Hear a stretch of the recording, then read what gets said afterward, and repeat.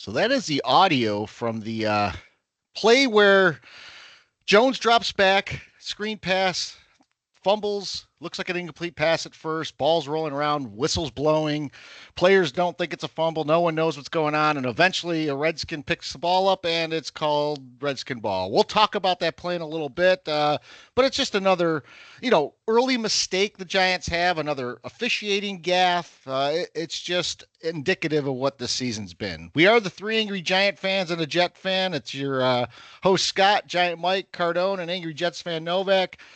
And guys, the Jets get a win, but the Giants, you don't get style points for keeping it close, and you definitely don't get points for going for 2-pointers anymore. Oh man, are the New York Giants not the worst 2-point attempt team in the history of mankind? I can't take it's. I mean, it's unbelievable. They don't even have an idea. Do they practice this? Do they practice anything during the week on a 2-point conversion? God almighty. Awful.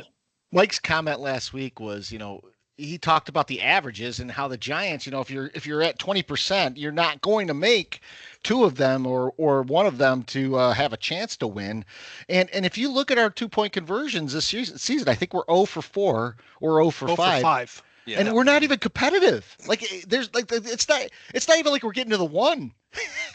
No, we're not doing anything. It feels like they're just saying we've got to convert one at some point, don't we? Like it just right. Yeah. That's if someone just gave me that logic as to why they're doing this, then I would say, okay, I buy it. That's fine. I get it. Jones took a 17-yard sack on one of them, I think. I mean, I don't know what other team on a 2-point conversion ends up on the 19. What other team on a 2-point conversion gets sacked? Wait, don't you just throw it? I mean, just throw it out. Throw it away. Just who cares? Pull a Drake May, who's getting a ton of credit for a play that Daniel Jones has done several times in his career just to have it intercepted. So Drake May completed one to send the game to overtime, and then the Patriots lost. So before we get going, let's give a shout out. So this one's in the south of the country. So hello, Groveland, Florida.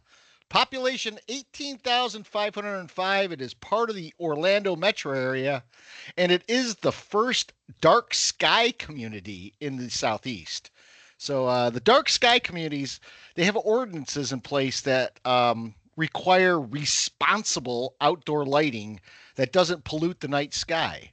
So if you're in Groveland, you have to have lights that are either dimmer or shielded downward so that they don't pollute the sky. It sounds just like a dark place. Roger would probably like it there. Darkness retreat. That's Sadly, is that where the dick was? Yeah, we're in the dark sky community right now. This sucks. The dark at 5:00. Get out of here with this. Yes. This town is like right in the middle of swampland, big time.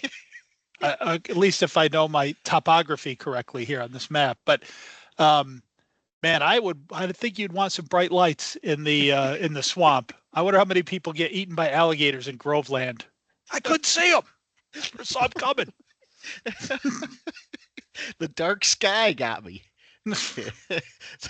So guys, I was looking at today. This is our 133rd episode. So this is year 5, but 133 episodes. Wow. So man, that's a lot of anger. That's a lot. I mean, we've been listened to in every continent except for Antarctica, which is amazing. That's What's a lot going of on therapy. in Antarctica? Yeah. What? They don't like us? What's going on? Giants might get exiled to Antarctica, then we'll get some listeners. So another pod, we're going to break some sad news from the Giants community. So John Braun, who was known as Lono on BBI, unfortunately passed away this week. A younger man, but he ended up having sepsis, and his organs started shutting down. And I'll tell you what, sepsis is really tough because it comes on quickly. You don't really have warning signs, and once you figure it out, your organs start shutting down, and it's a crapshoot on whether or not you pull out. So, prayers to his family and and the Giants community on that. Yeah, that's awful. Lono must be after my time. I don't remember Lono from BBI, but yeah, prayers and well wishes out to his family. It's Yeah, that's sorry to hear awful. that. Especially he said he was young. I mean, he's our age, but still, our age is young. That's young. I think. That's young. Yeah. Stick with that. Young. My body may disagree, but I still think I'm young. So Giants, Redskins, or Commanders, whatever you want to call it. I do want to talk about that Jones fumble because when I saw it in real time, I was texting you guys going, they can't award them the ball because the players stopped playing. The whistle had blown. Matter of fact, the whistle started going nuts when Slayton got near the ball, like he was going to pick it up, or it might have been Singletary. I think it was Singletary. Yeah. One of the Giants was going to pick it up, and then after he goes to pick it up, like a commander kicks the ball forward, another guy bumbles it, and finally a guy at the very end just sort of grabs it on the ground, and that's it. So the part of the rule here is that for a fumble to happen, it's supposed to come from immediate continuing action, and the rule actually says it's Rule 7. When an official sounds the whistle erroneously while the ball is still in play, the ball becomes dead immediately. And a fumble ends when a player of either team possesses the ball or when the ball is dead. So I just don't see how it was immediate continuing action when the whistle's done and no one's really going after the ball. So what they should do is just put the ball back at the spot of where it was fumbled.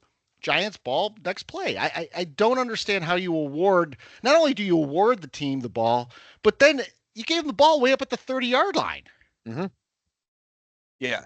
That's what I had a stroke about was the fact that we come back from like a commercial break, I think even, and the Redskins are at the damn Giants 31-yard line. How is that possible? I mean, Scott, you just broke it down perfectly as far as the exact rule, but when we've seen that kind of situation before, all the games I can remember where the old inadvertent, erroneous, I love that word, erroneous whistle, where the players just, everyone freezes it, they just stop. Okay, it was definitely a fumble, that we know for sure. But how the hell do they get the fumble yardage?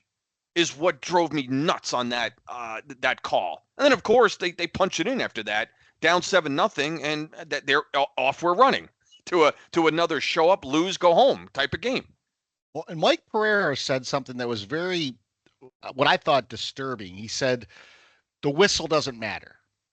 So if the whistle doesn't matter and you're going to have that play on, what happens if someone just comes and clears out the pile? Just bull rushes someone over, gives them a concussion or something. What keeps someone from doing that? You have a whistle for a reason. And what the part I go back to is just the immediate continuing action rule. If the ball's not immediately picked up and then it's a clear fumble recovery, how do you award that ball? It's got to just be a dead ball at that point. That's where I step in and I say, once again, I'm watching a play that I've not seen happen in all my years of watching football, and it's happening against my team. Yeah. I mean, it's, the phrase that kept coming to my head during that game, I may have even texted it once, I don't know, but it was just within the spirit of the rule. You guys ever heard that saying when someone says, well, it's within the spirit of the rule, or that, Yes. Yep. That does not seem within the spirit of that rule. It doesn't to me. I'll tell you this though. My first reaction is, by God, if Tom Coughlin was our coach, someone would have fallen on that ball. Yeah. Do you remember Coughlin going bananas anytime there was if there is a loose football? I don't care if you heard the whistle, you pick up a loose football. And this is why about half the team stopped playing, about half the Redskins stopped playing. But that was my first thought of it. Like losers just lose, right? We gave the refs an opportunity to make that call. The everything Scott said, of course, is correct. I mean, that's crazy. And then to have Mike Pereira come on and say the whistle doesn't matter. All right. I've been watching football since I was 10. I played it for about a 4 or 5 year period in there. The whistle always matters. I have never heard anyone talking about any level of any game say the whistle doesn't matter in this case. To Scott's point, that's chaos. That's chaos. Anyone can then play through the whistle and say, I thought it was a loose ball. right? Well, I mean, isn't that what you could get give now? you- I mean, I'll give you a good example just from this week. There was an offsides by a defensive player. They did not blow the whistle, and he still ran through and hit the quarterback as the quarterback was sort of letting up. And that wasn't just a 5-yard penalty for offsides. They tacked on a 15-yarder for a personal foul for roughing the passer. Yeah. So he played through the whistle. Yep. I mean, on every level.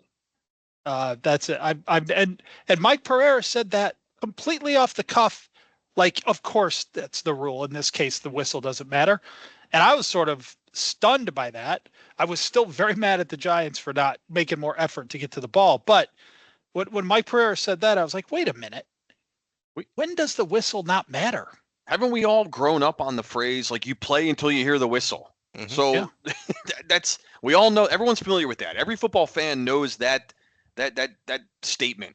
So all of a sudden now the whistle doesn't matter. What does anymore in this league? I don't know what matters and what doesn't. Well, when I see a clear fumble and a recovery, that recovery usually happens before there's a whistle blown and someone coming in and waving their hands. I mean, if you look at the play, Singletary's trying to pick the ball up, and all of a sudden it's not just one whistle. It's like bleep, bleep, bleep, bleep. You know, they blow it several times, and then all of a sudden, there's chaos. There's like 4 people that hit the ball after that. It's not immediate action afterwards. Now that's just everything you read out of the rule book, of course, makes that call nonsense. I was less mad about that call until I heard you talk about it. Now I'm really angry about it. But my initial anger was at Singletary. Now, to your guys' point, he absolutely was about to pick up that ball, and it's like the refs were blowing the whistle at him. Like, like, don't even try. It's stop, don't touch it. Yeah. It's just a sign of the times of this generation of players, though. They just don't care. Like, they just give up. Ball's in the ground. Like, even in the Jet game, when that Dick Corley dropped the ball before the end zone, you watched after that. 3 guys walked right by the ball. Right by the ball. Just all you have to do is pick the ball up. Just go the extra mile and just pick it up. You don't need to do anything, but just pick up something on the ground. Like, that doesn't happen in the old days. It just doesn't. I know we sound like old men, but like these guys just don't care. They're more about like turning around and facing the crowd and doing their gyrations, all the crap they do. We saw what happened on the Hail Mary, right, last week with the same thing. Idiot, on Chicago. But how many times do you see in any game where a running back gets stood up in the middle of the field or the pack, and there's just guys standing around. No one's like actually it's still a live play, and guys are just not even tackling. They're just standing around the pile. Yeah. And then a guy breaks free and goes for another 5-7 yards. How many times do you see that? Yep. And what was the one a few years ago? Remember, like, the team was on a 2-minute drill and the receiver got a first down and just couldn't wait to stand up and do their celebration. And the whole team's like, "Come again!" He threw the ball when he, just like it was Chase Claypool or whatever his name was. Who was the receiver? Claypool. Yeah, Claypool. Claypool from Pittsburgh. From Pittsburgh. Yes. Yeah. They just the only thing in their mind, like while they're running with the ball, is what celebration am I going to do after this guy for the Jets just is like, I don't want to hold this ball anymore. I've scored. And here's the thing, that was his first touchdown in his career. Don't you want to hold on to the ball and then hand it to the equipment manager? Like, hey, put my name on this thing because I'm going to hold on to this damn thing tonight. That's even better. Yeah. So that one play did not define the Giants game. The Giants D could not get a stop when they needed to. Offense did not play terribly. They moved the ball. They ran the ball very well. Tracy and Singletary both were running quite well. That screen pass that got blown up in the fumble, again, that was the tackle we just signed off the street 2 weeks ago, again, giving up a big play, and we can't find anyone better there. And then I thought this game boiled down to 2 other things. It was the insistence to keep going for 2-point conversions when we're down 14 points. And guys, I almost nailed it. It was 21-7 at one time. And that was the play, I think, to Slayton, where we had the touchdown and it was called off the board, but we were going to go for 2 had we gotten that, and it would have been 21-13, and that's the way the game could have ended. That was my prediction last week. But we tried to go for 2 different times. didn't even look competitive in those going for two scenarios.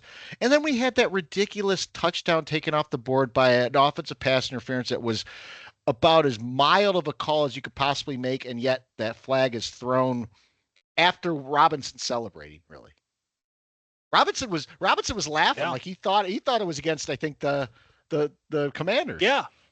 Robinson looked like, oh my god, and then all of a sudden he just started laughing, and I thought, all right, that's that's on them. It's just typical Giants because, at the goal line, we rarely get the it wasn't exactly a walk-in touchdown, but it was a fairly easy touchdown, right? Yeah. Pretty kind of uncontested. It was a short short pass and complete, boom, touchdown. No. Not the Giants, not us. Every other team gets that call. Guys, we've said this. I think, Scott, you mentioned 133 episodes. Go back to season 1. I think it might have been episode 4, where I made a point when we had a horrible call against us, against the Niners. That was the one where they couldn't figure out the Whopper at the Hickory Tavern there. And it was one of those plays where, again, guys, pick the type of play. Like on that play, is there anybody on Washington's bench or or a fan like, oh, you got to be kidding me? Where's the flag on that? He totally picked the ball. Come on, man. Where's the flag? Yeah. Their defensive backs weren't even calling for the flag. Exactly. No. Their defensive backs were walking back to the huddle like, Nobody's doing that on that play, and somehow Washington just gets gifted an OPI. It's insane. Yeah. That is so common in the NFL that it's in play calls. Like if you hear a play call from he'll be like, ZXY, whatever, 24 rub inside, it's in the name of the play call. It's for any team to get called for that is just outrageous. Not to mention just in a very close game, very competitive game. I just don't even know what to do anymore with calls like that. This is insanity. The way that the New York Giants and probably some other teams out there, I admit I don't watch very many other games, but the litigiousness of these officials, for some reason, when it comes to certain teams that haven't earned the right to get those calls, I guess I have no idea what it is, but it's insanity. It's complete and utter bullshit. And that call, that should, Dable was going nuts. Good for him. That's all you can do at that point when they've already taken it off the board. Yeah. But that is ridiculous. They put rules in because of mainly the Patriots and the Broncos. Or Colts and Broncos. They put rules in place to stop offensive pass interference when it's a rub play like that. Now, what the Patriots and Broncos and Colts were doing, they were just blocking receivers. The way you see this play run today is a result of those rules. The way the receiver just goes out and kind of puts himself there in that position. That's a result of those rules. That's not a penalty. He didn't block anybody. He didn't hold anybody up. Nothing. He just happened to be there. What if the route called for him to be there? Which it did, obviously. It did. But what else? You can't run. If you happen to get in the way of a defender and you run it a 4-yard curl, that's a penalty on you. It makes no sense. It's not consistent. And the way these officials, man, it's like every night before the Giants game, they all get together in the room. Let's brush up on the rule book tonight. Mm-hmm. Let's make sure we get, we don't let these guys get away with anything. It's outside. I said I was going to say it a few times. It is outside the spirit of the game. There's nothing wrong with that play. If the Chiefs ran it 15 times in a row tonight on this TV behind me, they wouldn't get one call. Nope, definitely not. No. The bigger problem I have with that call is that call was made, and Cardone brought it up a little bit ago, where you see the guy finally all alone in the end zone, and the ref in the back of that end zone threw that flag not because he saw anything happen, but because he said, oh, that guy was so wide open, something must have happened. Because he throws the flag after the result of the play, and he puts it down, and he couldn't see what Slayton was doing because he was behind Slayton. So I have no idea what angle he saw. If an official in his place couldn't see a face mask last week, how did he see Slayton do something where he wasn't even blocking with his arms? And so from my standpoint, I have a bigger problem because we talk about refs calling plays when they don't see something happening. This was an example of that, and it was an example of a results-based flag coming out. They should have talked about it and said there's no offensive pass interference. They should have talked about it. They didn't. And we're such traumatized Giant fans that as soon as we see that flag, we know what the call is going to be. Most fan bases or most teams, thinking like, oh, that's illegal contact, decline it, touchdown stands. As soon as we saw that flag drop, I'm like, I threw my hands up in the air. I'm like, fucking OPI, here we go. Yeah. Again, because we can't have a touchdown that as easy as that one was. We just can't.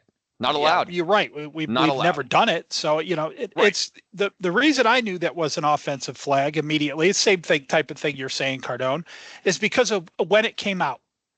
So if it comes out after the receiver, after he scores and is basically looking for a ref to give the ball to, and then the flag comes out, it's on the offense, because even if he saw something on the defense, there's no need to throw the flag. I mean, so as soon as you see it come in after the play is over, you instantly know something bad is about to happen because they're basing their call on the result of the play. I mean, forget the fact that it's the Giants for 1 second. As a fan of football, it ruins the viewing of the game. Don't these officials need to know? Like, here's a team that's supposed to, not compete with this other team, and like it was an exciting play, and they're going to be close, and they just killed the momentum of the game. It makes the watching of the game not enjoyable. Forget even who it benefits.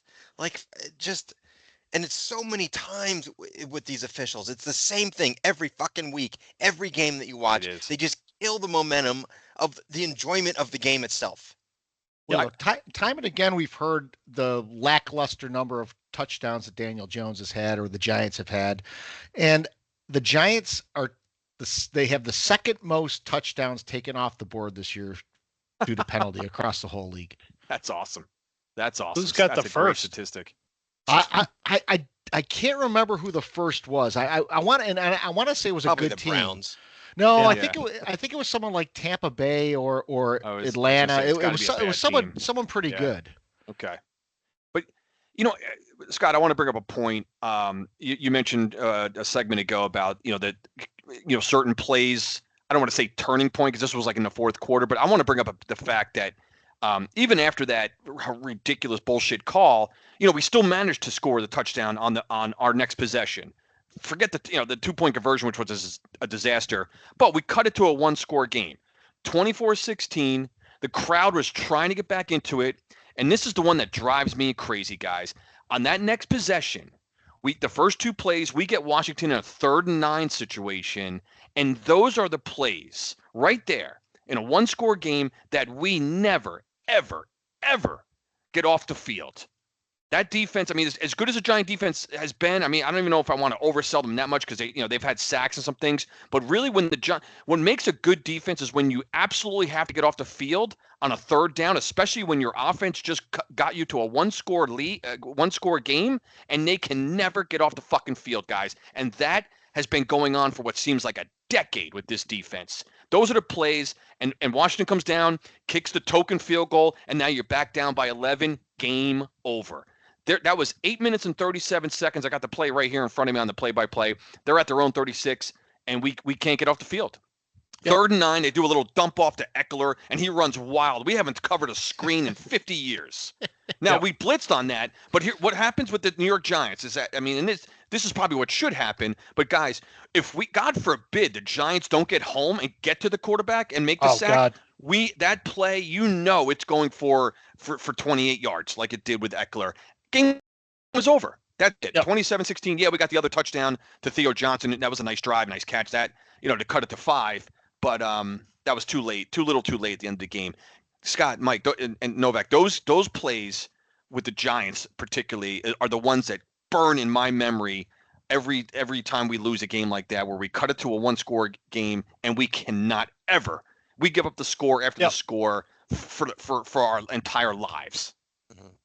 Yep, and just like your pet peeve last week, Cardone, we had a couple of got them in 3rd and 8, got them in 3rd and 7, 3rd and 10, and they get the requisite 9 yards to allow them to go for it on 4th down. That happened. My pet peeve from last week couldn't have been better timed. I was like on my couch watching the game going, it's happening. It's happening right now. I just talked about this. We're going to go for 2. We're not going to get it. We're fucked. Yeah. Sure enough.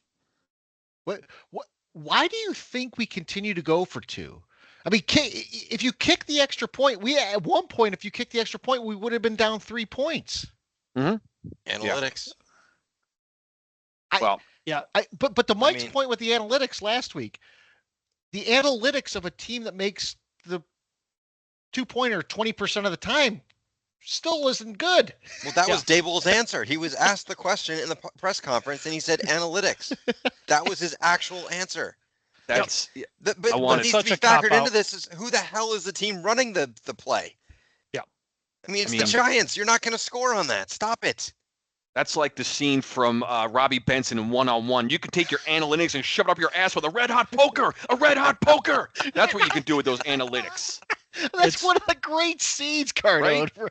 Yeah. But first off, you had to buy that Robbie Benson actually was a college basketball player. That's right. Yeah. He was like Robbie 5'7" and 128 pounds. The worst actor in the history of acting, Robbie Benson, that guy. Rob Lowe was more believable as Youngblood. He really That's true. That's what I want to do with the analytics. I want to take an 8x11 sheet and just and just crumple it up on the end of a poker and just shove it up Dable's ass with that comment. Yep. They're just I came to the realization this week too, and I pretty much said this last week, but I don't think I said it this clearly, is if you want to run a team by analytics, that's fine, but you got to run it by your own analytics, your own team's analytics. Yeah. Not the average of the whole year. Yep. For the history of the game of football. You got to run it by your own team that you're putting out there on the field today. And you got to take that into consideration. Exactly. You also got to take into consideration who the defense is. Can you imagine these coaches playing analytics against the 85 Bears?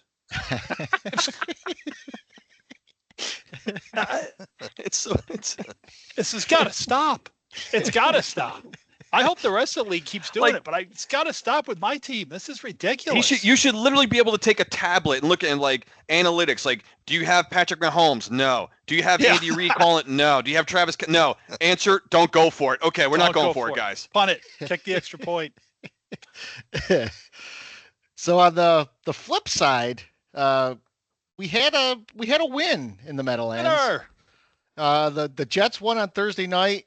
Yep. And you brought it up, Novak, but I mean, I was going to talk about the Corley play, where in today's day, it's completely unacceptable for a player to not just cross the goal. There's no excuse for anyone to ever not cross the goal line and drop the ball. There's no benefit to it.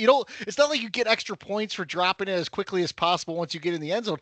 So I never understand why someone does that. Is it to get the celebration started early? I would have more respect for the guy if he did a Randy Moss and wiped his ass on the goalpost. Right? Because at least he had gotten the touchdown. If he gets the 15 unsportsmanlike, I'd rather that than fumbling the ball and in getting it turned over.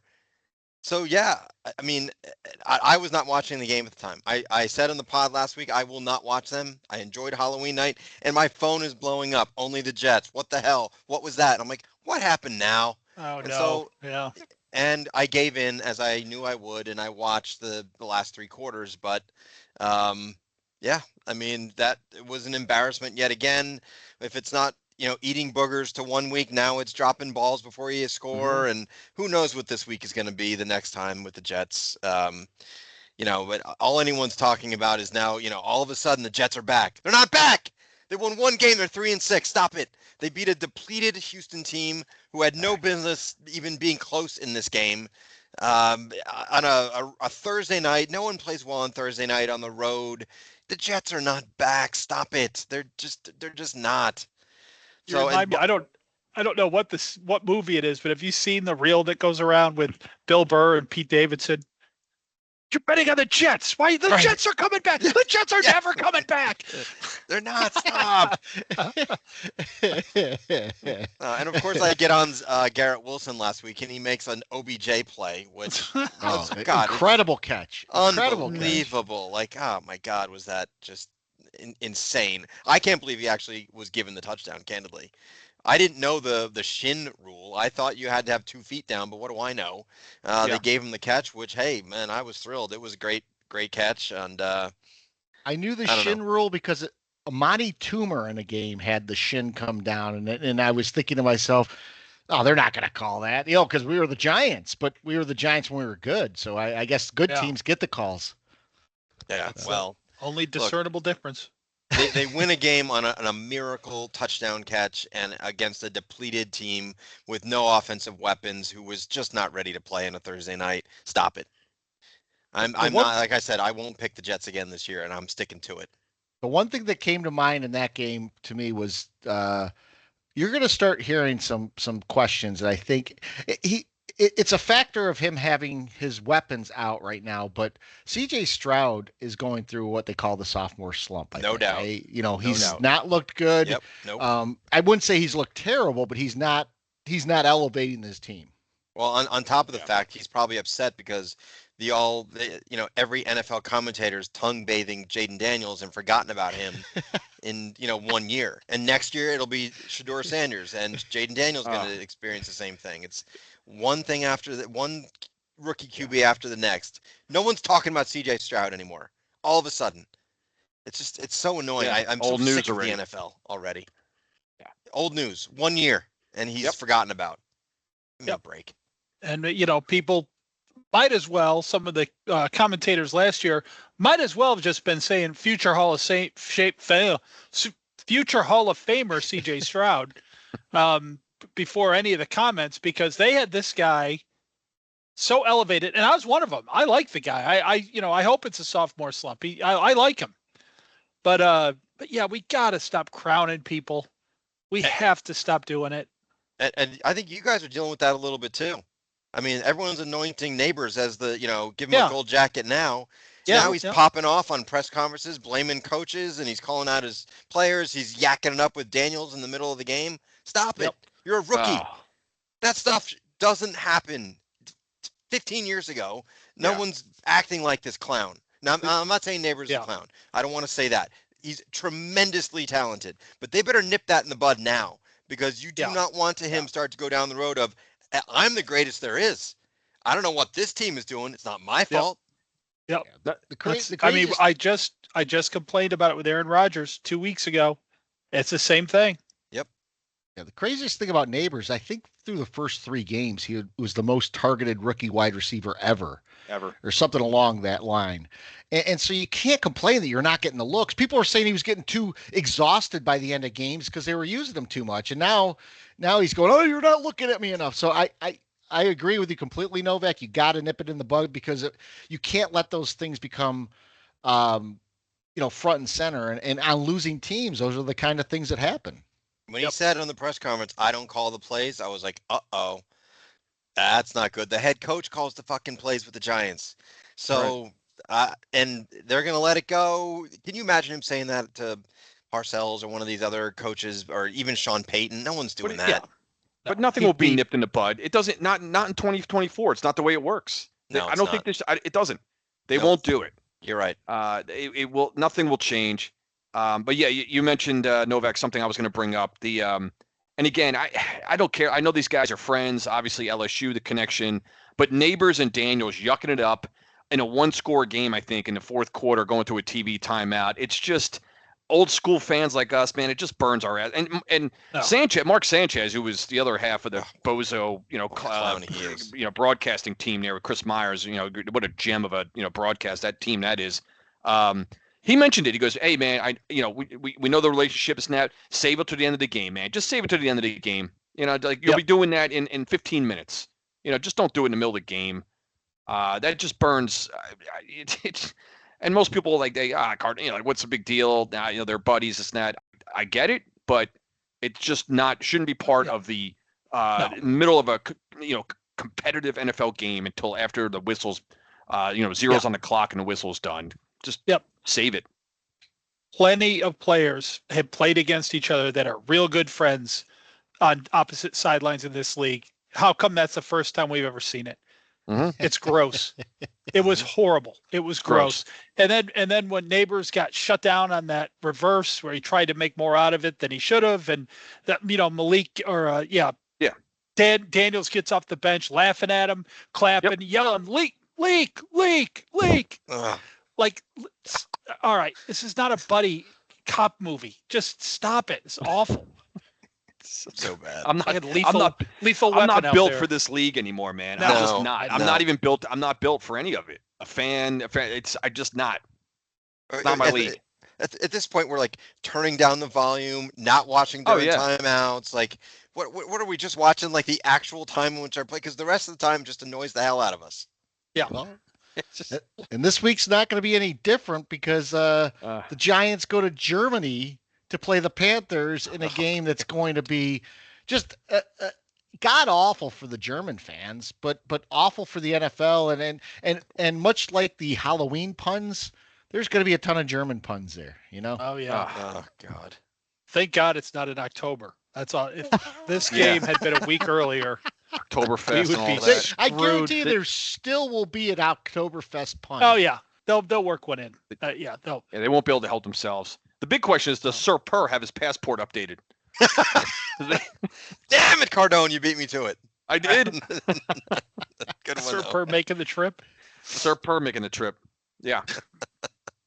Yeah, Daniel Jones has been named the starter for Sunday, which I think he should. He played actually well. I mean, he did not play poorly.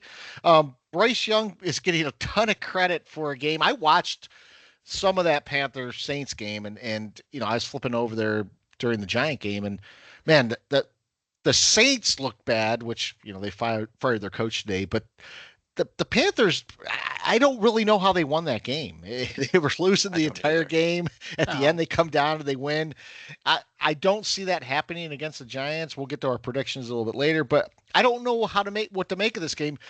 Here, the Giants are now at 2-7 in one of those areas that, as fans, is going to divide us no matter what. If they win, people are going to go ape shit about losing the opportunity to get a top draft pick. And if we lose, people are going to be like, "We're bums. What are we doing? We look like crap." And one thing I do know about Dable and the Giants is they will give their all to win the game. They just do not tank, and I'm fine with that as a fan. Other fans are not.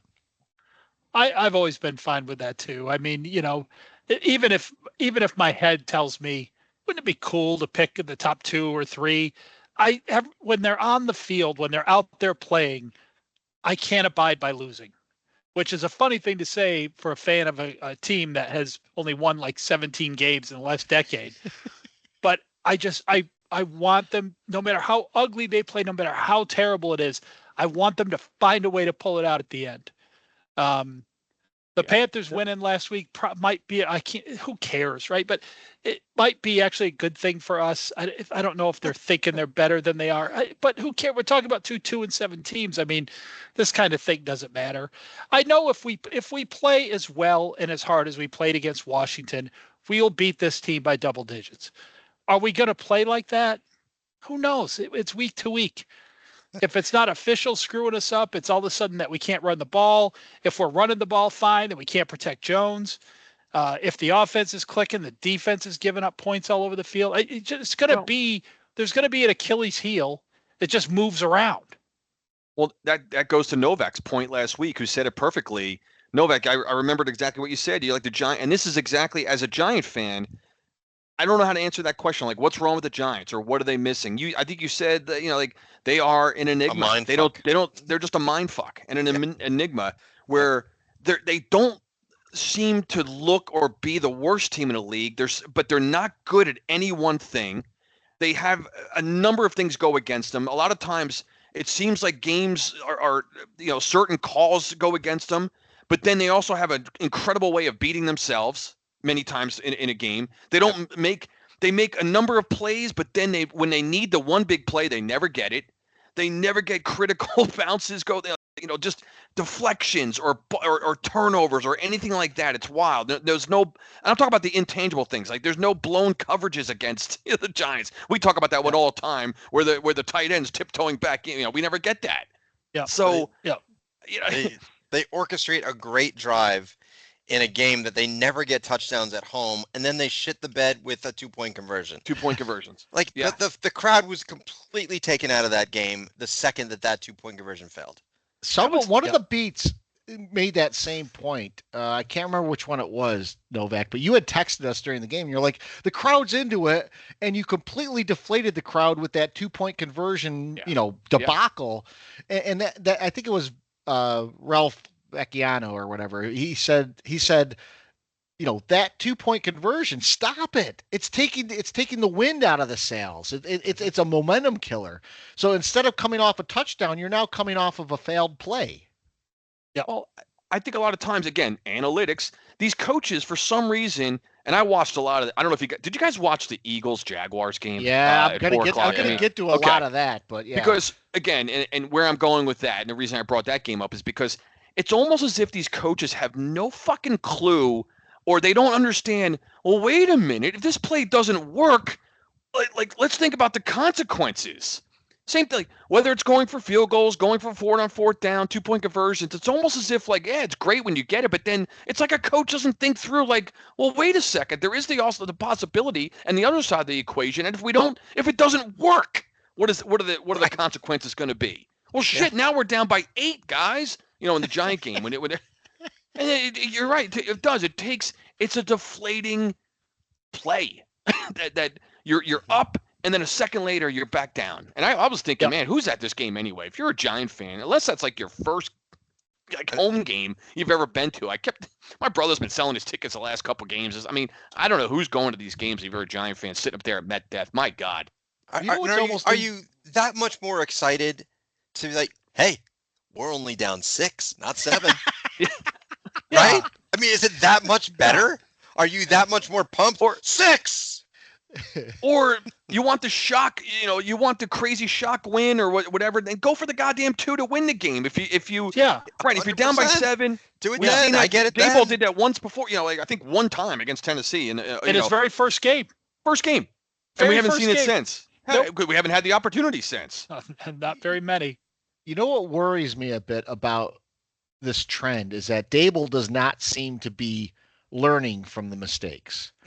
Right. So he's continuing to go for 2, and he's calling it because of the analytics, but he's not seeing the big picture and how to best optimize the Giants' success. That bothers me because it shows me he's just going to go forward with this no matter what, no matter who the opponent is, no matter what you're doing. Well, it's funny. Like, I don't mind the second one because once you miss the first one, you're locked into this cycle of doom that you have to do it now the rest of the game, right? But I want analytics is so easy. What's the chart say? Let's do that. Just listen to your gut like an old school coach. Just say, I know what the chart says. I'm kicking the extra point here. This team's had trouble scoring points all year. We're going to be within 7. Defense is playing okay. Let's get this thing within 7 and see what happens. But nope.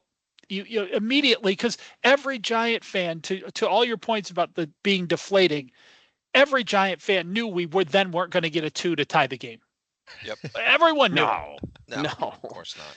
Can we elect to go for 3? Yeah. Can we back up to the 40 and try a 57-yard field goal?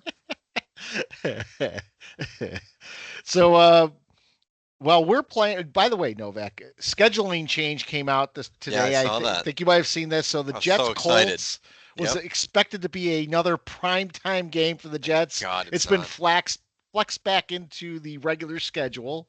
All right. But this coming week, the Jets Cardinals. Cardinals, the record is pretty decent. They took apart the Bears, who had been getting a lot of love from the press up until this game, and now all of a sudden with the Commanders loss and the loss to the Arizona, now all of a sudden everyone's shitting on the Bears. It's such an up and down season when it comes to evaluating these teams. Well, when the Jets won the game against the Texans, all of a sudden you've got these so-called brilliant, commentators saying, well, they've got winnable games against the Cardinals. What makes it winnable against the Cardinals? They're 5-4. They're a better team than the Jets. Why is that all of a sudden winnable? Like, I don't understand. So the Jets are going to struggle in this game. I mean, they do not do well with running. I hate to say running quarterbacks, but they don't.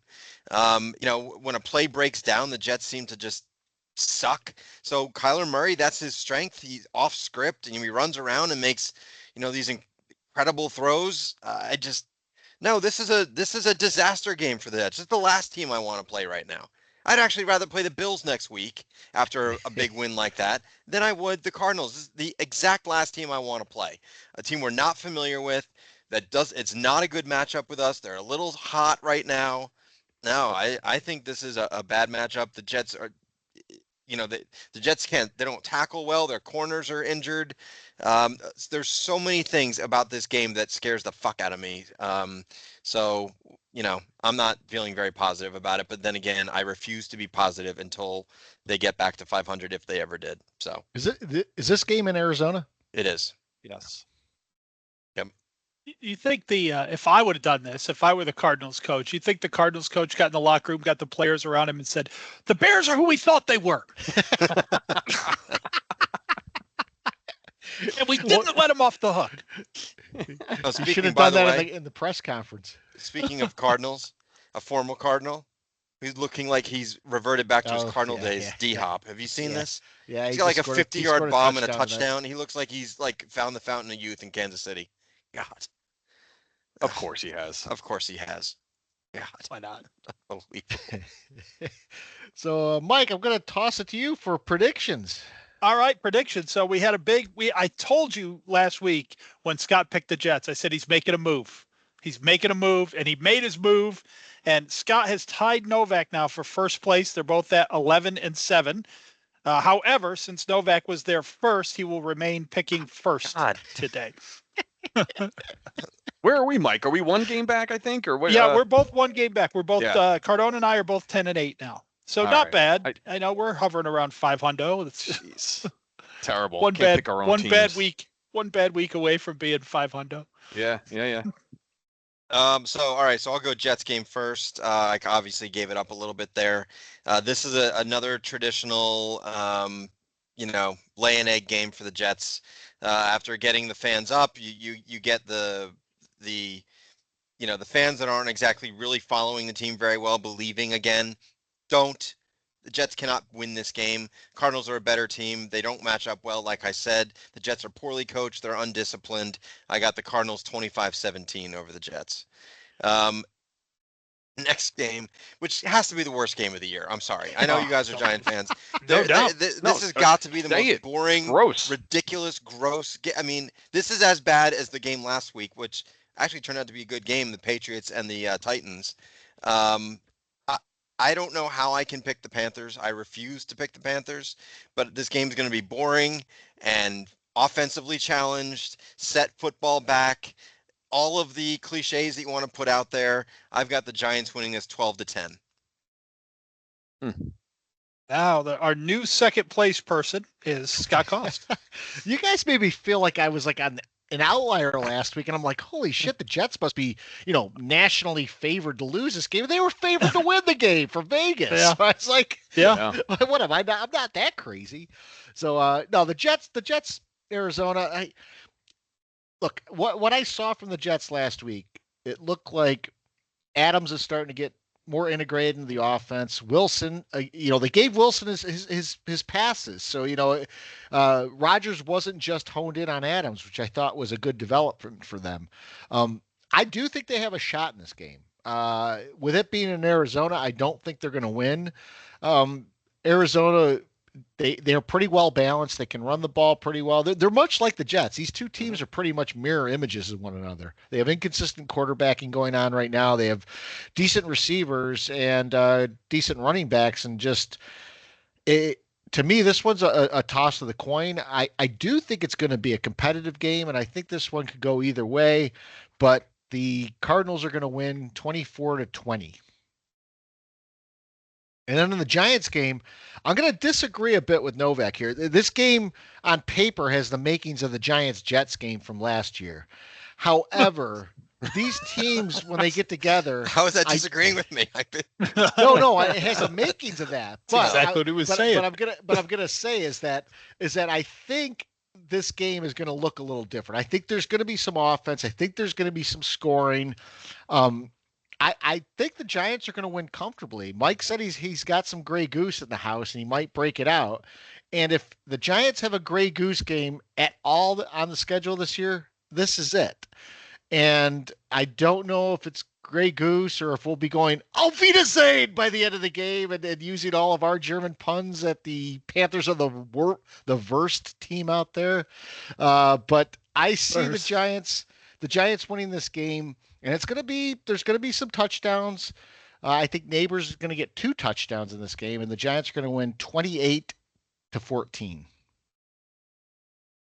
I don't know if I call that a Grey Goose. But it's going to be 28-7 at one point. 28-0 or something like that, right? All right, now it is my turn. I will start with the Jets as well. This is a tough one for me. This one's right on. I agree with the Scots on this one. These two teams are similar.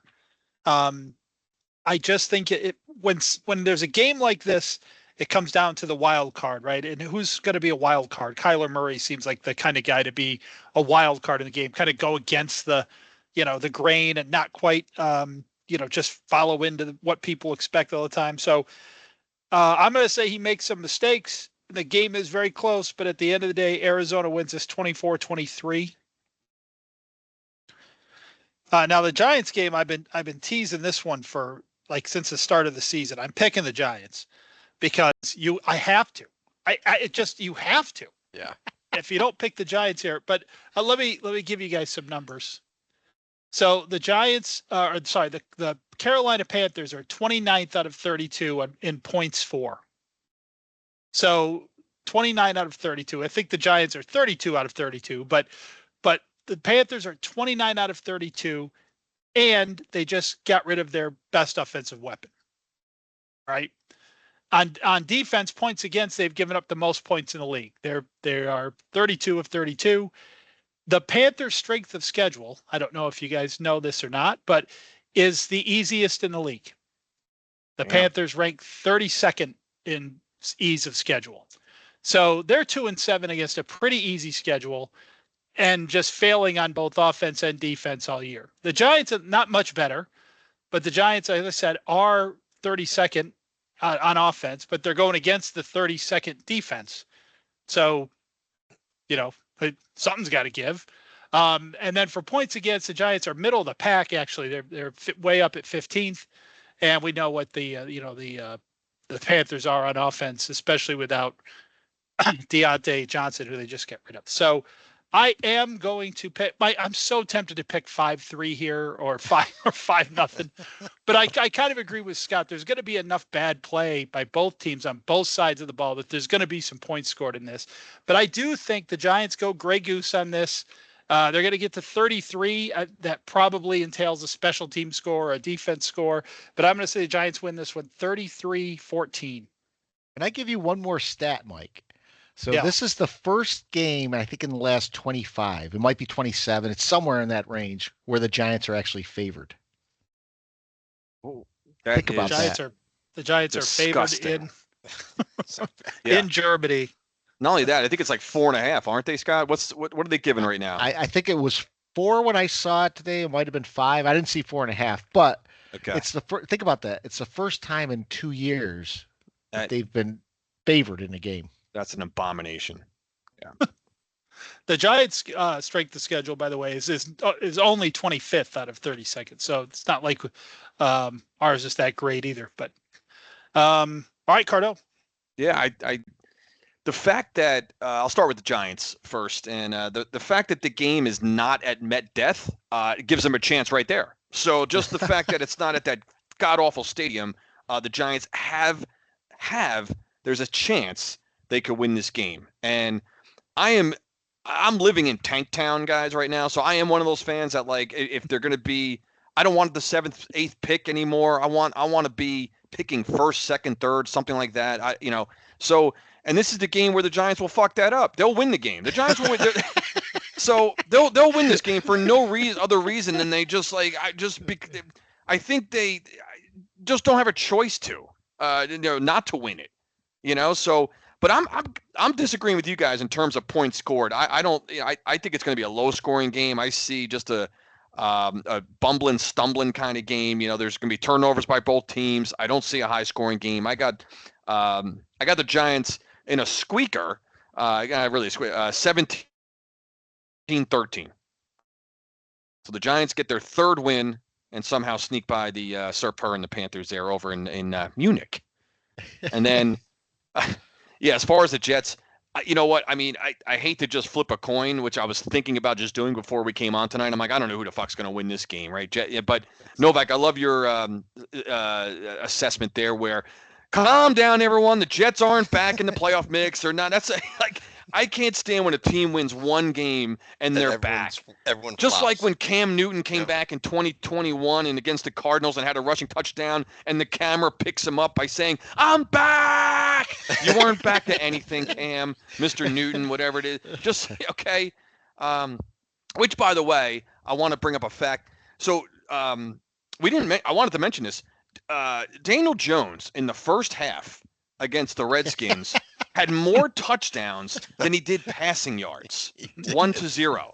How is that and I was thinking, possible? Yeah, I was thinking with all the records the Giants and Jets are breaking this year in terms of shit that's never been done in the history of the league, I can't believe that they threw a graphic up there. I don't know if you guys caught it at some point. You saw it, Novak? Guess who it was?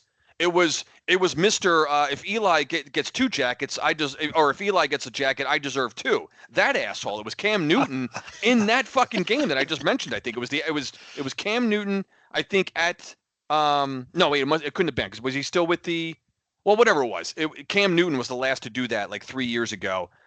He had one a touchdown and no passing yards. But anyway, I digress quite a bit here. I think this is just one of those games where the Jets, the national media and everyone else thinks that they're back and that they're going to go out to Arizona. I don't know anything about the Arizona Cardinals.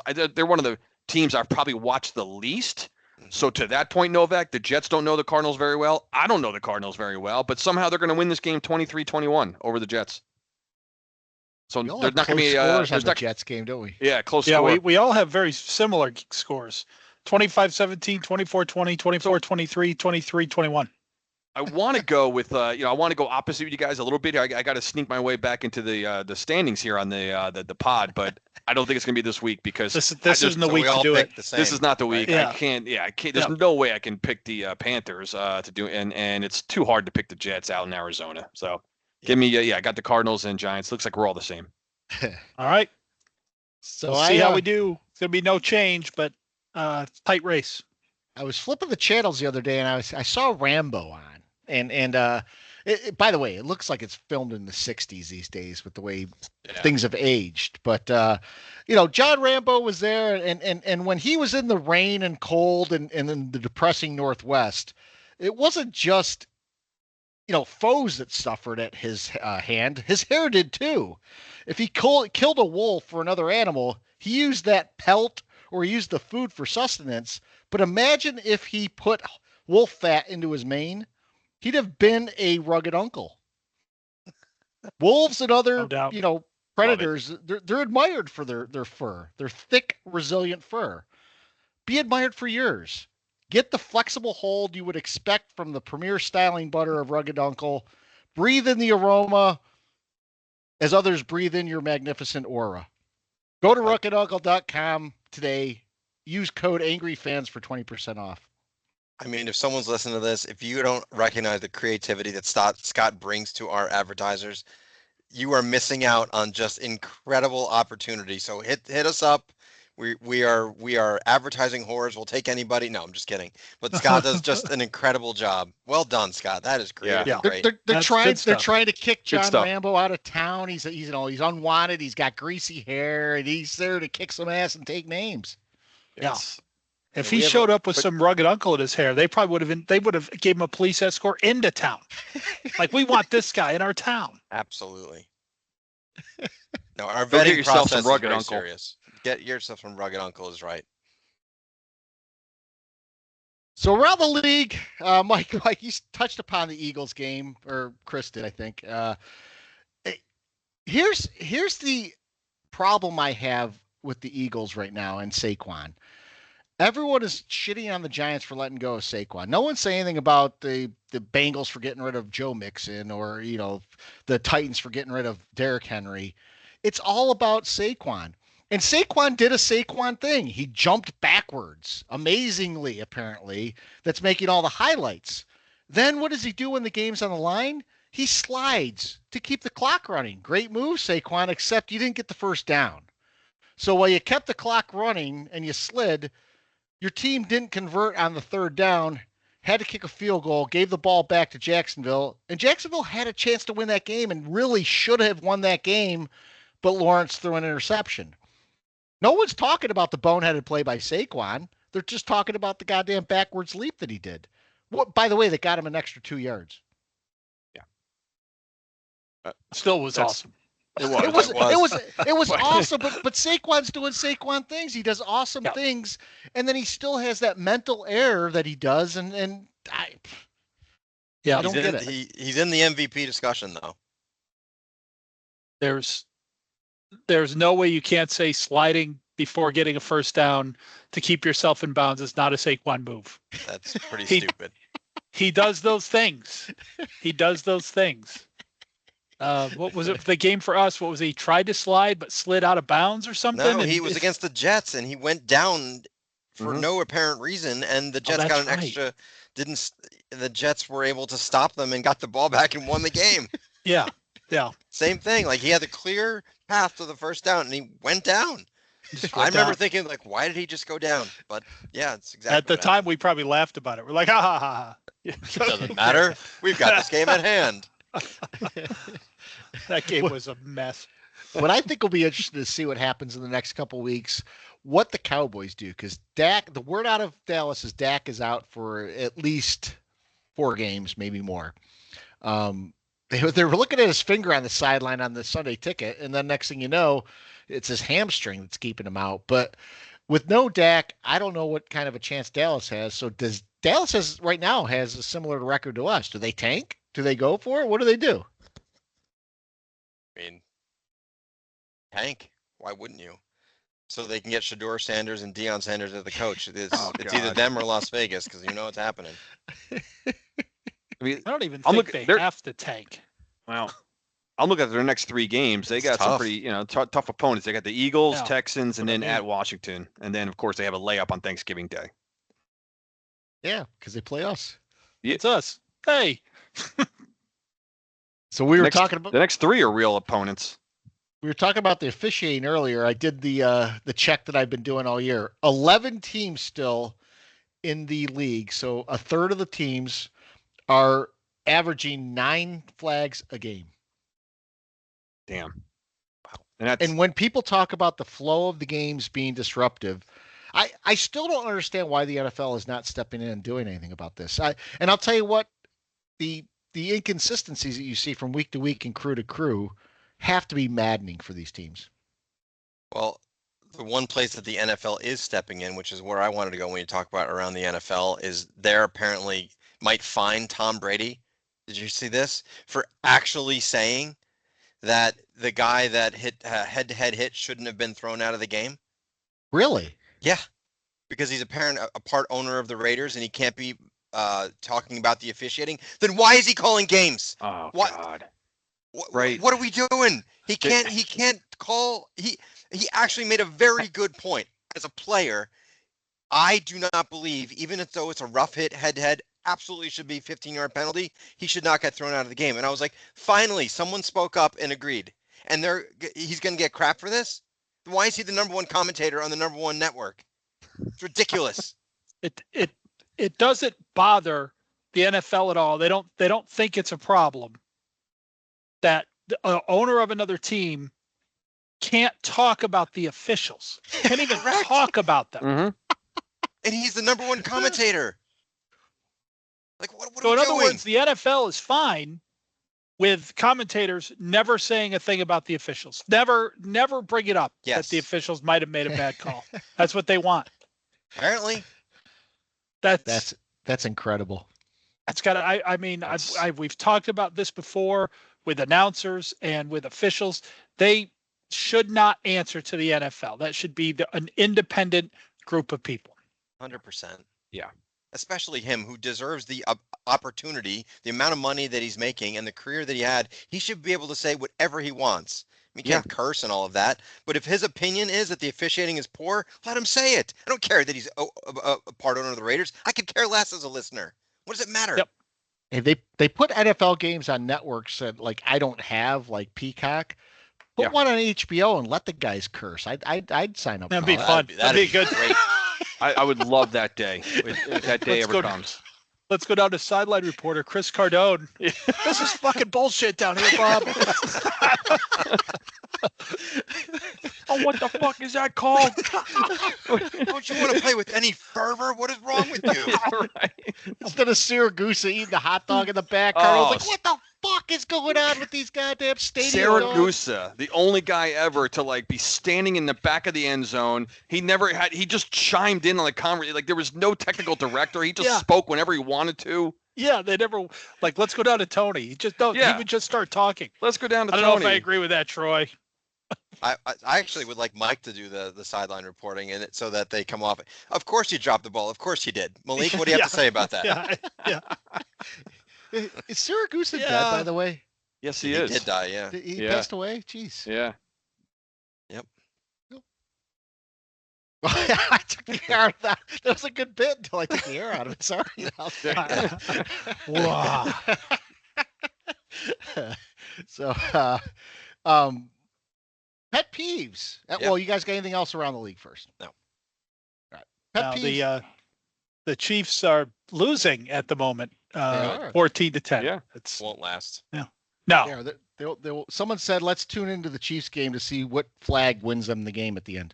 Yes. Yeah. This game's too close to overcome officials. Nothing gonna happen there.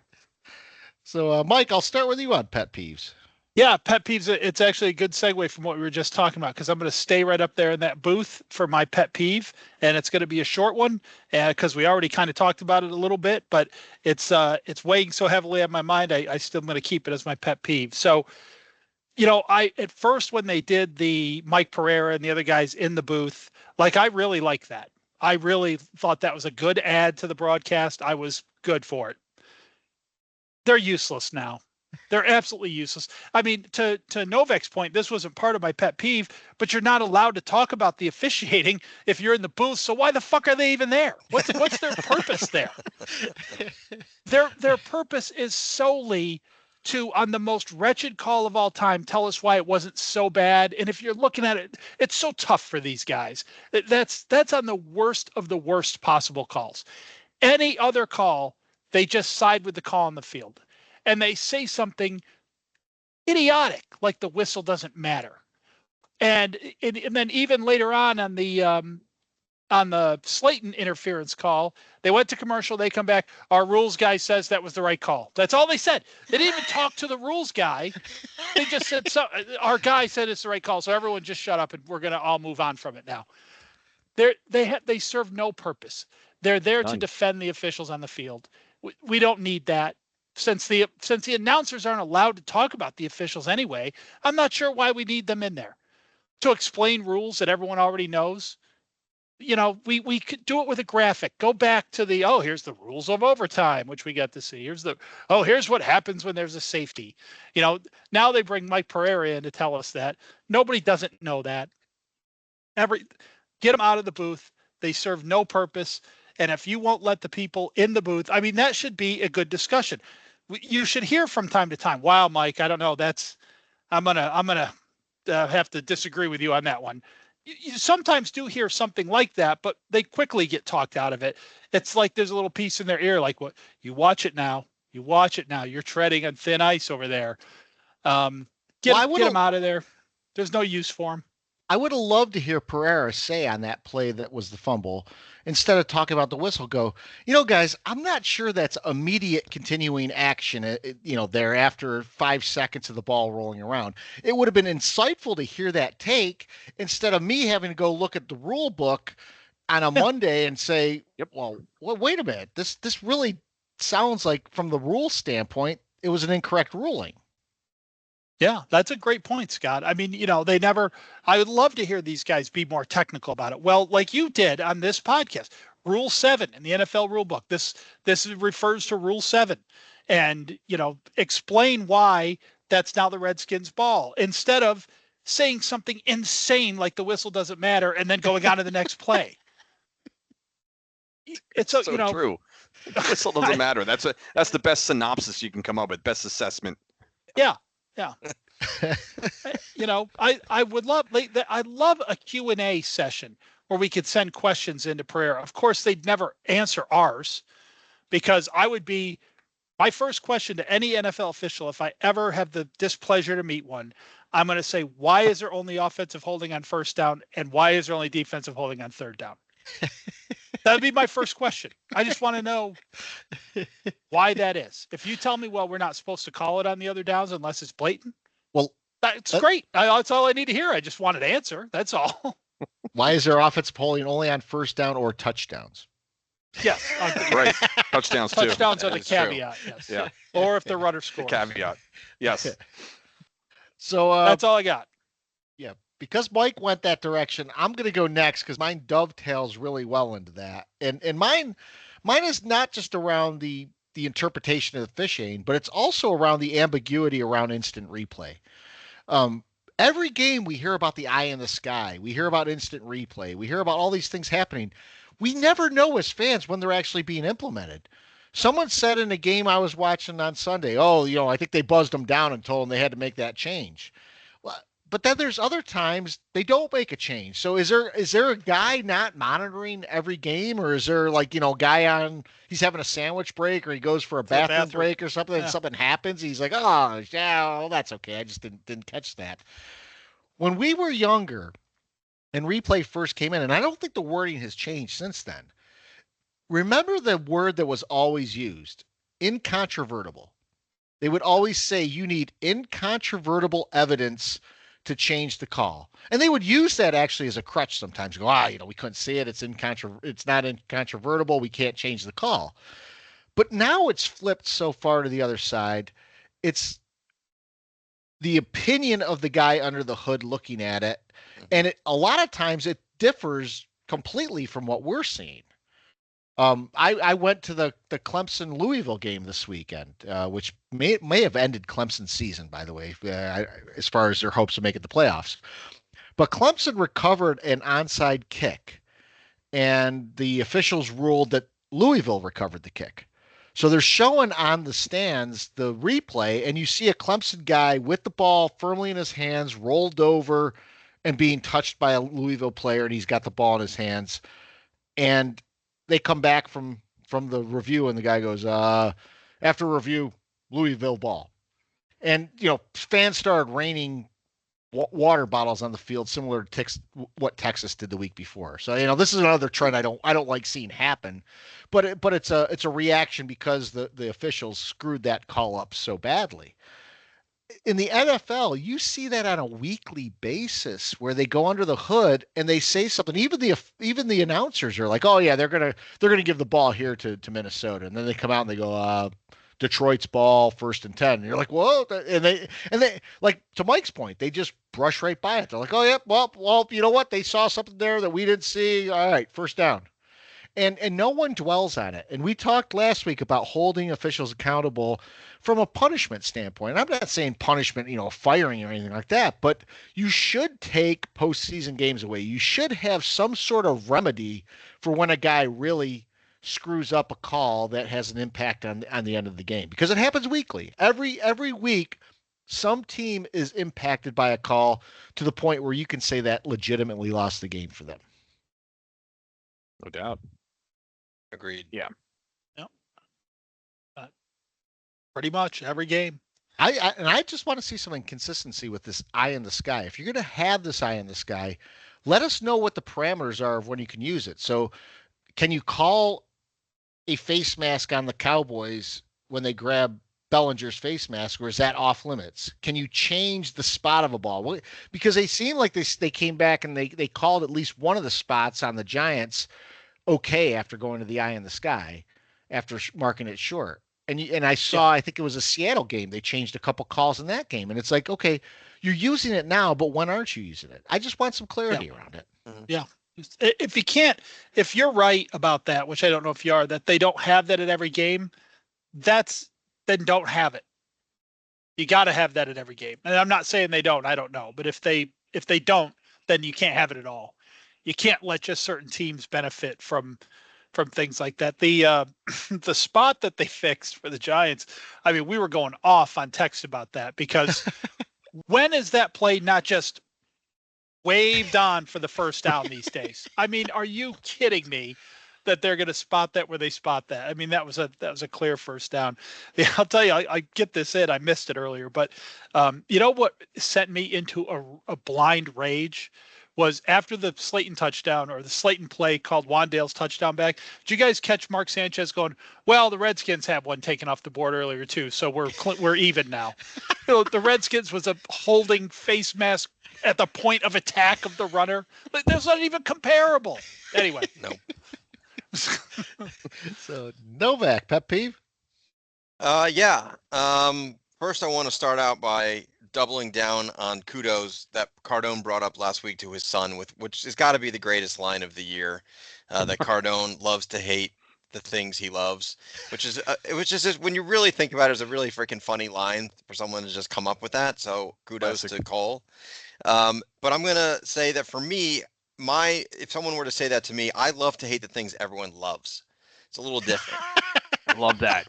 So I'm a little different than Cardone. And because obviously I'm a Jets fan, so I didn't like the Giants growing up. I didn't like the Yankees. I'm a Mets fan. And, growing up where I grew up, I loved the teams I hated the teams everyone loved. And so there's also a person that I hate, or not hate, that I just think is a total fraud that everyone loves. And that's Jason Kelce. And I know I brought this up before, but did you guys see what happened to him this week? Sure did.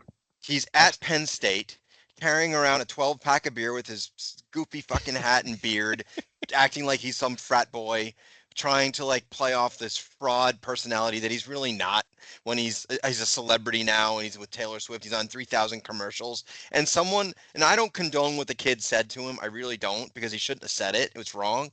But Jason Kelce, not everyone loves you. Not everyone. And when you act like this, you're on every commercial and you're everywhere, you're going to have people that are going to not like you and they're going to say things, and you have to show some restraint. I'm sorry, he's wrong for throwing the kid's phone on the ground. He's some drunk kid at Penn State who was probably hammered drinking all day at the biggest game of the year, and you're acting like a fool. You're a grown-ass man making millions of dollars, and you got to act like that? Go away. I can't stand Jason Kelce. So he is my pet peeve, and he also says, my wife never wanted to be on national television and be a celebrity. Bullshit. She's on every commercial with you now. Stop it. Yeah. So Jason Kelce is my pet peeve. I can't stand that. I'm so sick of him. The stupid hat and this because he drank beer and was naked in a game. He's got to be like this star. Stop it. Show some emotional intelligence, dude. You know what I mean? Right? Just have some restraint. You know what some of these celebrities have to put up with? Getting called out, and one drunk ass kid who you could squash in a second says something and you can't hold back. Go away. And then I think before that, I happened to see it before we came on. I didn't see it live on TV, but he made some half-ass, poor-ass apology to America, I guess, where he couldn't even look in the camera and say it sincerely. He made some bullshit comment or something about I guess again the old half-ass apology. The fuck out of here. I don't buy this guy for a second. And he was carrying around a 12-pack of beer. He and his brother are investors in this company, this beer that he was carrying around. Everything for a buck, this guy. I always think it's a fine line. I never want that fame. If our podcast blows up, I might have to, hold the reins off to someone else. But I never want that fame because, the spotlight that comes with it. But it's such a fine line because, to Novak's point, you get to a certain level of popularity and people start hating you just because you're popular. And I don't think about that from Jason Kelce. I think Jason Kelce has a lot of, just he's an Eagle. There's a lot of reasons Giant fans shouldn't like him. But I'm trying to think. Think of someone like Will Smith when he first started out. He's a very popular guy. Will Smith is sort of a miserable guy in life, and he's it's finally come out after the fact.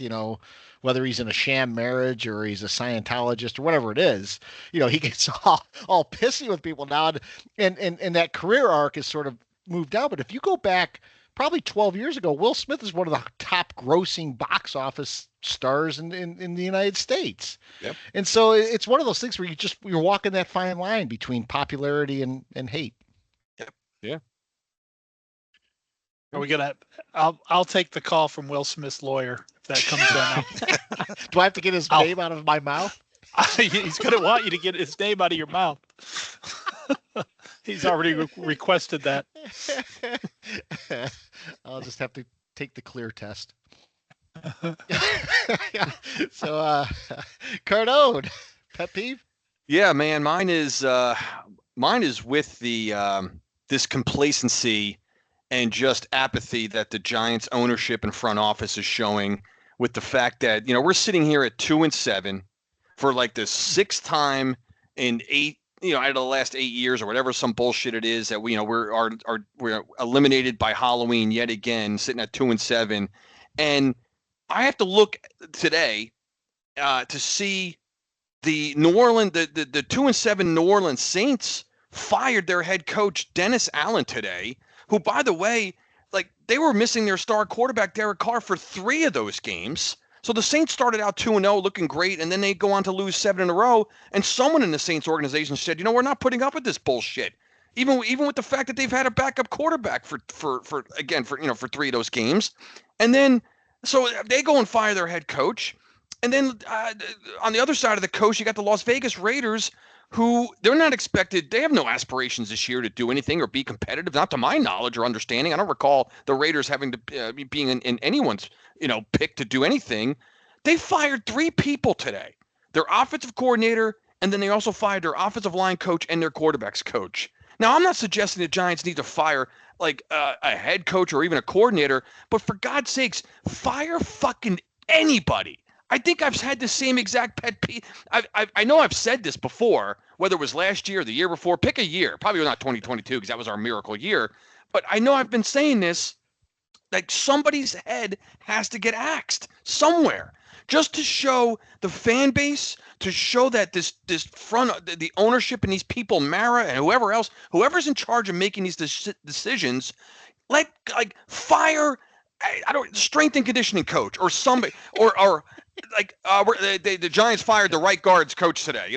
Fire a single guy's position coach. We fired our right tackle coach today. I don't know who the fuck he is, but we fired somebody to show that we have a pulse in this organization, to say, with this losing that's been going on for a decade plus, we're sick of it. We're not accepting it anymore. We're tired of it, and we're going to do something about it. They don't do it. Daboll's safe. Jones is safe. Everybody's safe. Everybody's always safe. I don't know about you guys. As a Giant fan, I'm sick to death of hearing about whose job is safe and who's sticking around and who's immune to. Why? The New Orleans Saints and the Las Vegas Raiders said, no, fuck this, man. We're sitting at 2-7. We're shaking it up, man. We're making a move. The Giants never, ever seem to make a move in midseason, guys. And I'm at the point now, I know that's been our culture. I hate that word culture, whatever, but this is how much longer do we have to sit around and just take loss after loss after loss? I don't know, man. My pet peeve is just that, man. Just the Giants never, ever making a move to shake up anything in midseason. It's not going to save this season, but at least I just want just a hint or a sniff that this front ownership is pissed off that we're sitting at 2-7. That's all. Somebody else other than us is angry about it. Somebody.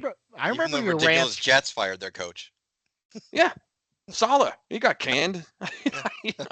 I remember your rants in previous years, probably the last 2 or so, where you're like, just fire anyone, fire somebody, the water boy. Yeah. I mean, it may have been a pet peeve, so I apologize if I'm repeating one here, but I think it bears repeating. It's why can't I repeat it? The Giants keep fucking trotting out the 2-7 season. Why can't I repeat a pet peeve on the 3 Giant fans and a Jet fan? We should just, archive an episode at 2 and 7 and just replay it every fucking year. Yeah. I mean, if we wanted to take a break, we could pick up last year at week 9 and just play the rest of it. That's it. It would take people weeks to catch on. Totally. Right. The only thing would be different each week. It'd be like, let's see. I think the Giants are going to lose to the, to the Lions next week. Like someone's be like, wait a minute, we're not playing the Lions. Like each week, it's just a different team. Like, wait a minute, these guys don't know what they're talking about. You just edit out the team names. Insert name here. Yeah, right.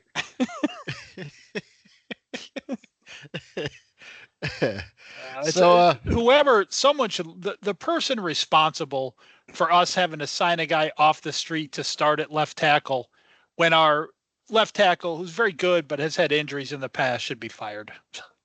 Honestly, I was going to say, Mike, if you have Evan Neal on your roster and you're signing a guy, you're not even giving Evan Neal a chance, then either cut Evan Neal, trade Evan Neal, or fire someone.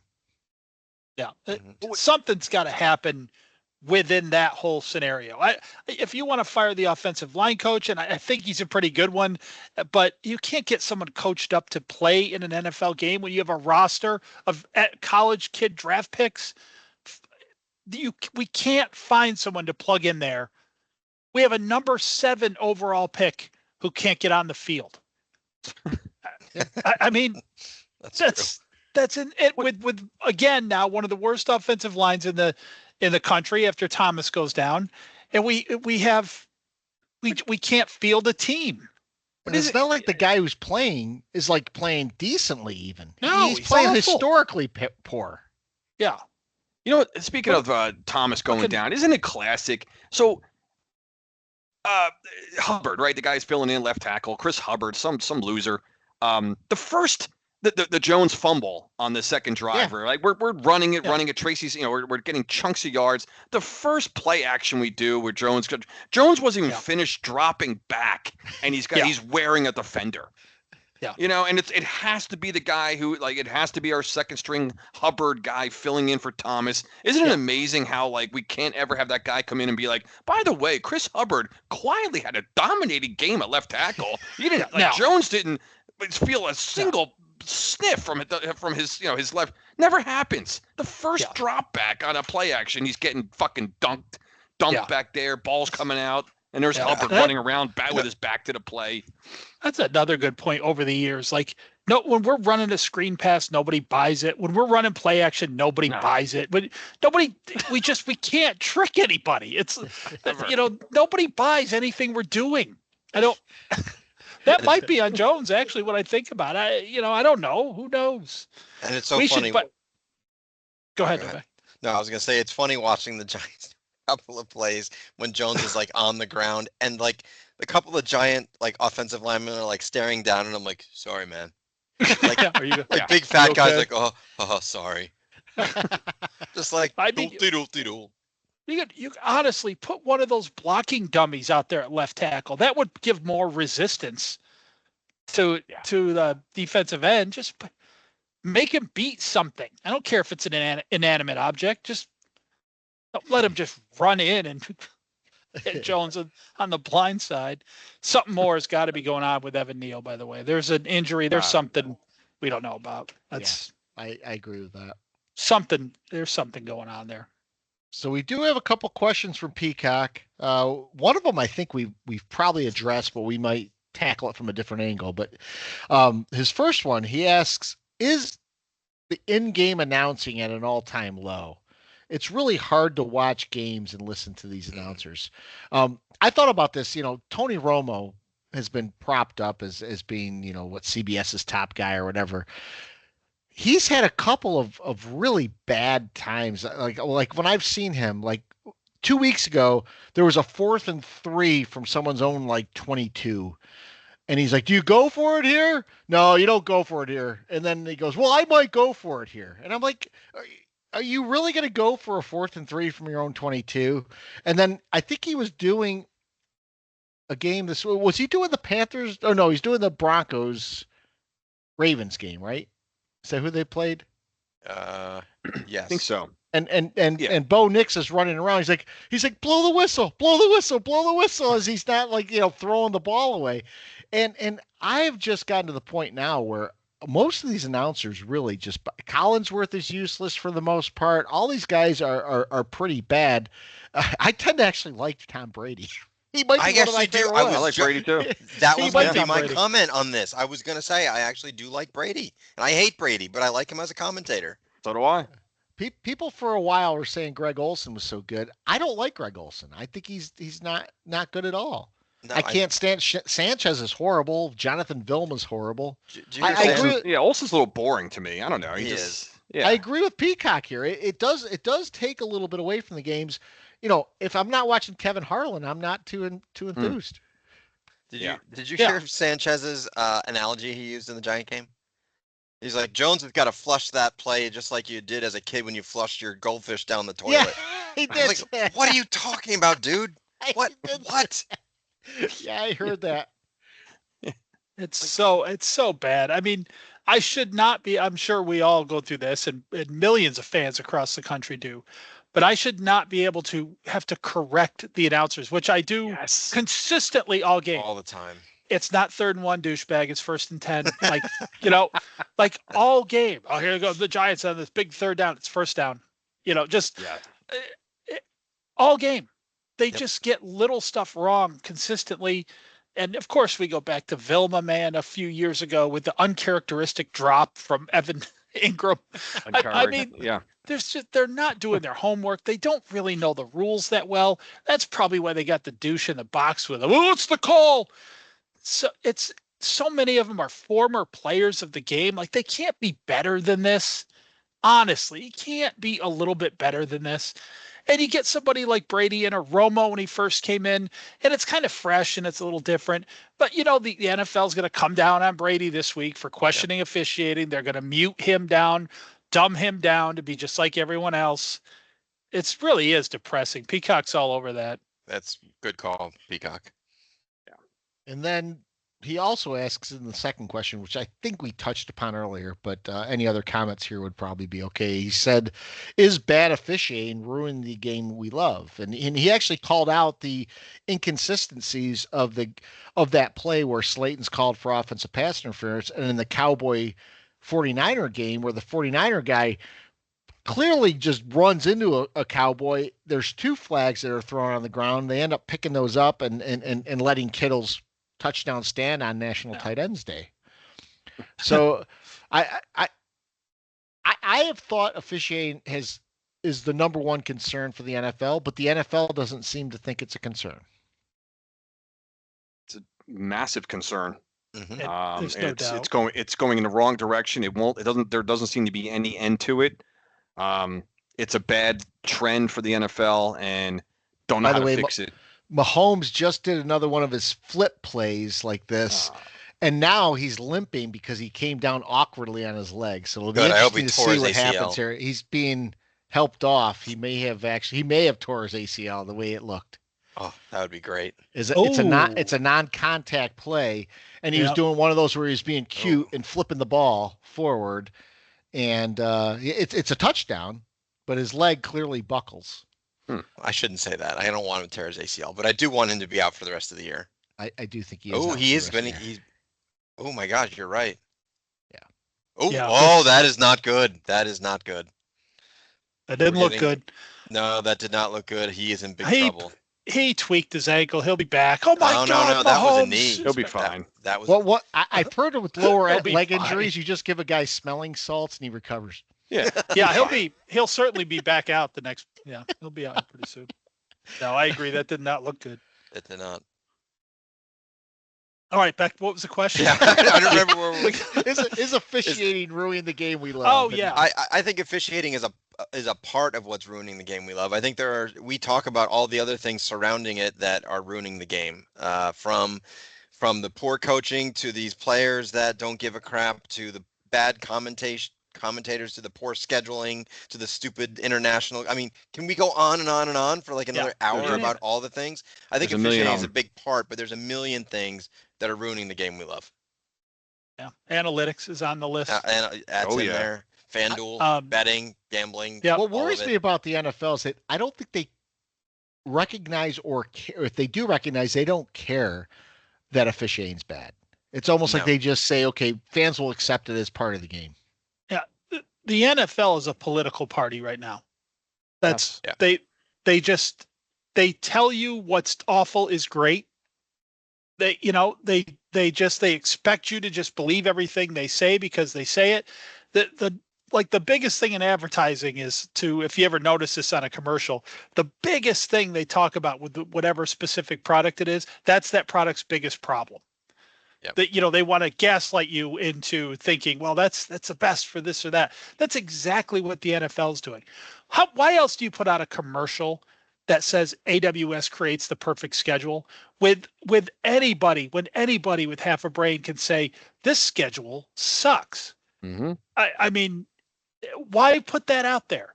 Why all the fanfare? Have you guys met anyone yet who just is like, oh, I love these 9:30 a.m. games. I love the international games. Not one.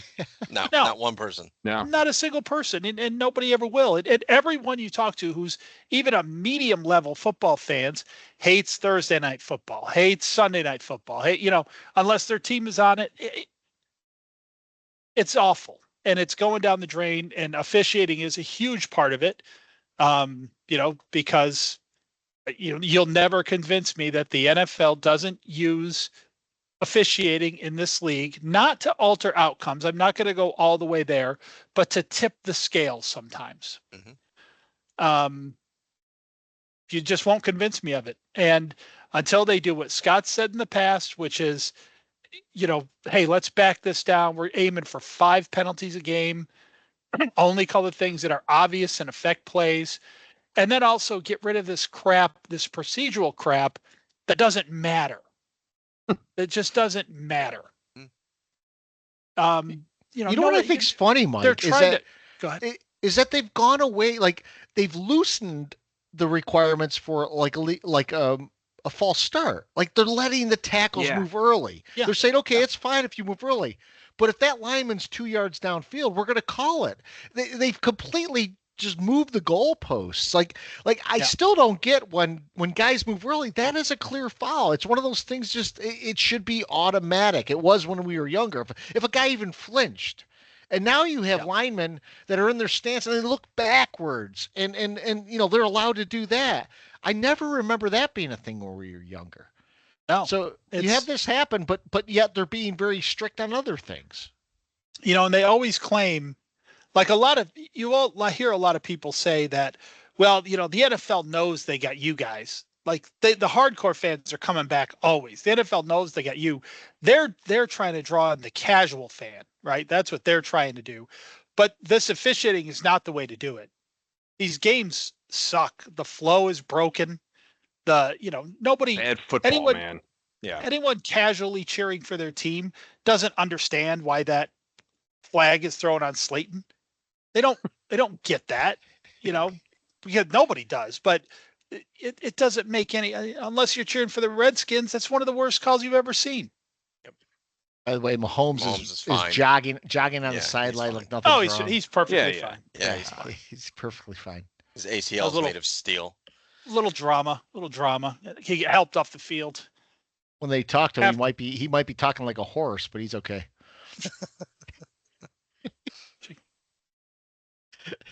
You guys got anything else tonight? No.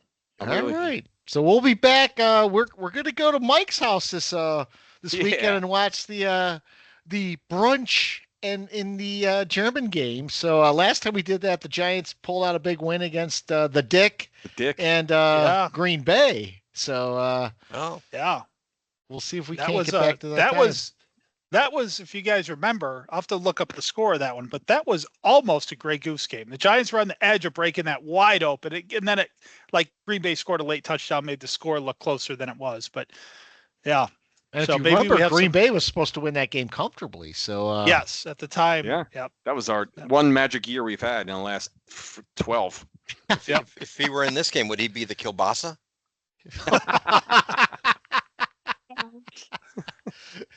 So we will be back next week. We are the three Angry Giant fans and the Jet fan. There's host Scott, Giant Mike, Cardone, and Jets fan Novak.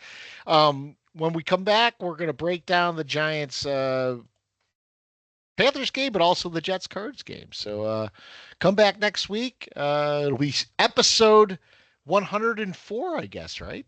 Since this is 133. 134. 134. What did I say? 104? 104. No, Yeah. yeah, 134. Sorry. Yeah. I was looking back at the screen, looking at see if Mahomes was out there throwing balls. He's fine. We should get helmet stickers for every game. Like we'll look like Ohio State after about 5 weeks. Yes. Yeah. All right. See everyone next week. All right. See ya. See ya.